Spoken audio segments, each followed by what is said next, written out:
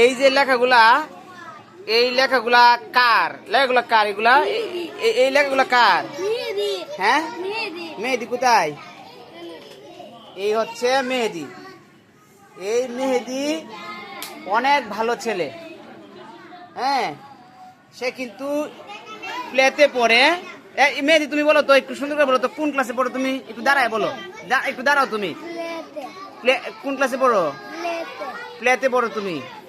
এই যে তুমি এত সুন্দর করে যে লিখছো, এই যে তুমি পড়ো মাত্র প্লেতে পড়ো, কিন্তু এই যে তোমার একটু দেখো না, আগে আমি তোমাকে ভেরি গুডটা দিয়ে নিই। এই যে রাইট চিহ্ন দিয়া তোমাকে আমি একটা ভেরি গুডও দিয়ে নিলাম। হ্যাঁ, এই যে তোমাকে আমি একটা ভেরি গুড দিয়ে নিলাম। এখন এই বানানটা একটু করো তো, বুক বানানটা আমার দিকে, এই ক্যামেরার দিকে তাকায় বলো তো, এইদিকে ফিরে বুক।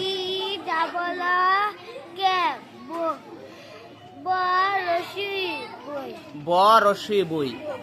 ওর আব্বু যে ওর পিছনে যে মেহনতটা, যে কষ্টটা করতেছে, যে পরিশ্রমটা করতেছে, হ্যাঁ, এটা কিন্তু পুরোপুরি ভাবে কাজে দিচ্ছে। মেহেদি কিন্তু খুবই শান্তশিষ্ট এবং খুবই ভালো, খুবই ভদ্র। এখন মেহেদি, এই শুনো, এই তুমি এখন পড়া পড়তেছো, ভালো লাগে না? আনন্দ লাগে না? তোমার আব্বু খুশি হবে, আম্মু খুশি হবে। আগে বেটা আমি যে যাইতাম রাস্তা দিয়ে আসা যাওয়ার সময়, তারা প্রায় সময় রাস্তার দ্বার পাইতাম, রাস্তার কাছে পাইতাম। এখন দেখি সবসময় বাড়িতে থাকে, ঠিক আছে? আর স্কুলে, হ্যাঁ, বাড়িতে খেলে, ঠিক আছে? খুবই চমৎকার সে পড়া পারে, অনেক ভালো পড়া পারে কিন্তু, ঠিক আছে? অথচ কিছুদিন আগেই সে কিন্তু মোবাইলেও বেশি বেশি চালাইতো। এখন তুমি মোবাইল হাতে নেও, এখন মোবাইলও হাতে নেয় না। এইদিকে একটু ফিরো, মোবাইলও হাতে নেয় না। এবং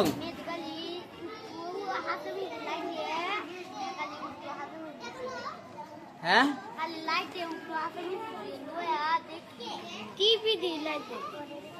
না, কি কইছো তুমি? রাতে একটু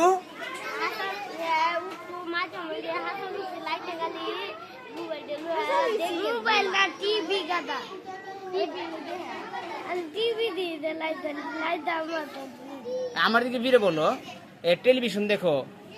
আচ্ছা, আচ্ছা, দেখলেও খুব পরিমাণে কম দেখো, হ্যাঁ, বেশি দেখা যাবে না।